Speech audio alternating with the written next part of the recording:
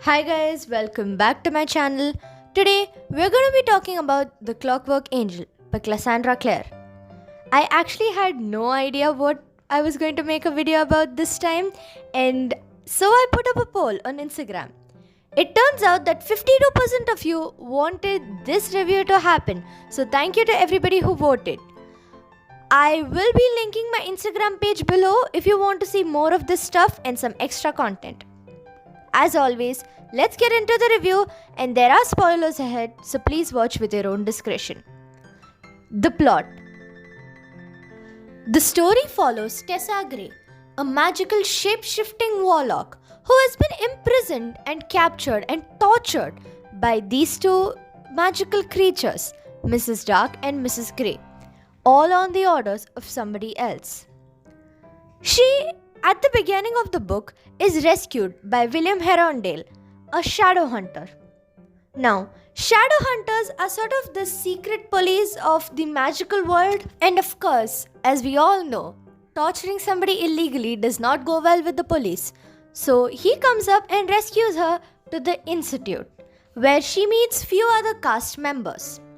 She agrees to stay there on one condition, that her brother would be found. Her brother was kidnapped along with her, so she agreed to use her powers and help the shadow hunters out if they found her brother. As the story goes on, we find out that her brother, Nathaniel, is not actually the good guy. He was working with the villain to imprison Tessa and to gain power for himself. After many mishaps, it is known that the villain, the ultimate boss, is Axel Mortimer, and he is the one who ordered Tessa to be imprisoned and captured. There are many different subplots going on. One of them is that Jessamine Lovelace, who is a shadow hunter, doesn't want to be a shadow hunter and just wants to live like a normal girl. On the other hand, there is a slave which works in the institute.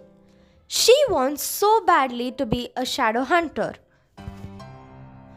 Well, now that I'm done detailing the plot, let me tell you about the reasons why I love this book. Number 1, the world building. The world building in this book is just phenomenal. It really looks like something out of 1870s London. The research put into it was amazing. The attention to detail especially won my heart over. Each of these pieces which are described in the book look so authentic, and I could visualize that in my mind. Number 2, the characterization. I feel like the characterization was really amazing, and she had those little nuances in a character that make a character human and whole and relatable to us. For example, Tessa had lost her necklace. Now, this necklace is a necklace which was given to her by her mother, and this is something she always wears around her neck.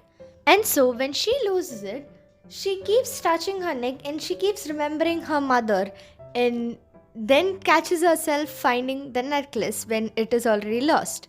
This is something people who wear a lot of jewelry do, and yeah, it's just one of the many small nuances which I like about this book.